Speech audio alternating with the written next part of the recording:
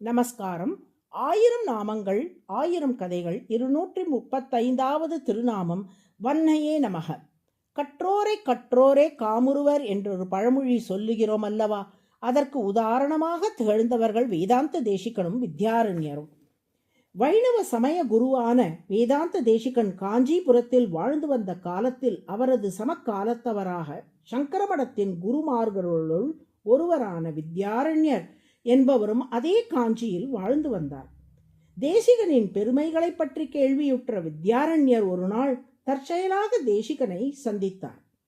குள்ளமான தோற்றத்தோடு தேசிகன் இருப்பதைக் கண்டு ஆகாரக ஹ்ரஸ்வக கீர்த்திஸ்து மகதி என்றார்.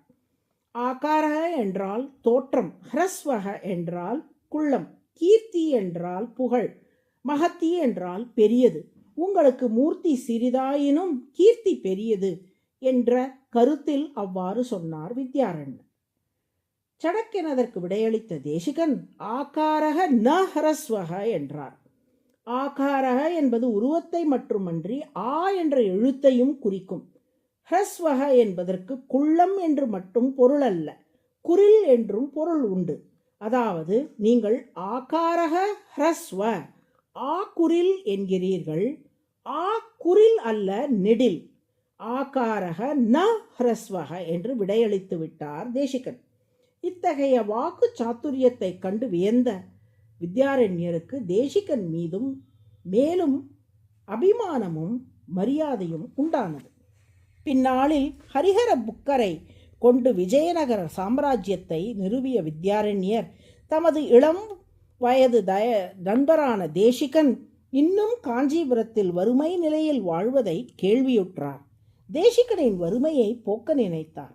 தேசிகனை விஜயநகரத்துக்கு அழைத்து வர சொல்லி தனது பணியாட்கள் சிலரை காஞ்சிபுரத்துக்கு அனுப்பி வைத்தார் வித்யாரண்யர். விஜயநகர சாம்ராஜ்யத்தில் தேசிகனுக்கு அரசவை பணி வழங்க தாம் தயாராக இருப்பதாக ஒரு கடிதமும் அவர்களிடம் கொடுத்து அனுப்பினார். கடிதத்துடன் வித்யாரண்யரின் பணியாட்கள் காஞ்சியில் உள்ள தேசிகனை வந்து சந்தித்தார்கள். எங்கள் ராஜகுருவான வித்யாரண்யர் தங்களுக்கு அரசவை பணி வழங்க பரிந்துரைத்துள்ளார். உங்களை கையோடு விஜயநகரத்துக்கு அழைத்து வரும்படி ஆணையும் இட்டுள்ளார் என்று தேசிகனிடம் கூறினார்கள். அப்பொழுது தேசிகன், வித்யாரண்யர் நம் நட்புக்கு மதிப்பளித்து என் பண்டித்தியத்தையும் கௌரவித்து அழைப்பு விடுத்தமைக்கு மிக்க நன்றி. ஆனால் வாய்கொண்டு மானிடம் பாட வந்த கவியேன் அல்லேன் என்று பாடிய நம்மாழ்வாரின் கொள்கையை பின்பற்றுபவன் நான்.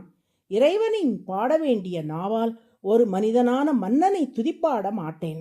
அவ்வாறு மன்னனை துதிப்பாடி பரிசு பெறுகின்ற அரசவை பணி எனக்கு தேவையில்லை என்று சொன்னார். மன்னனை பாடினால் உங்களுக்கு பொன்னும் பொருளும் கிடைக்குமல்லவா? ஏன் வாய்ப்பை மறுக்கிறீர்கள் என்று கேட்டார்கள் பணியார்கள். அதற்கு தேசிகனோ, ஆஸ்தி பித்ரார்ஜிதம் கிஞ்சித் நாமயா கிஞ்சிதார்ஜிதம் அஸ்திமே ஹஸ்திசைலாக்ரே வஸ்து பைதாமகம் தனம். நான் தேடி சம்பாதித்த தனம் ஏதும் என்னிடம் இல்லை. என் தந்தை எனக்கென்று சேர்த்து வைத்த தனம் ஏதும் இல்லை. ஆனால் உலகுக்கே பிதாமகரான பிரம்மா காஞ்சியில் ஹஸ்திகிரி மலைக்கு மேல் பிரதிஷ்டை செய்து வைத்துள்ளாரே வரதராஜ பெருமாள், அந்த பெருமாள் தான் எனக்கென்று இருக்கும் மிகப்பெரிய தனம் என்றார். தமது வைராக்கியத்தை மேலும் விளக்கும் விதமாக வைராகிய பஞ்சகம் என்று 5 ஸ்லோகங்களையும் இயற்றினார்.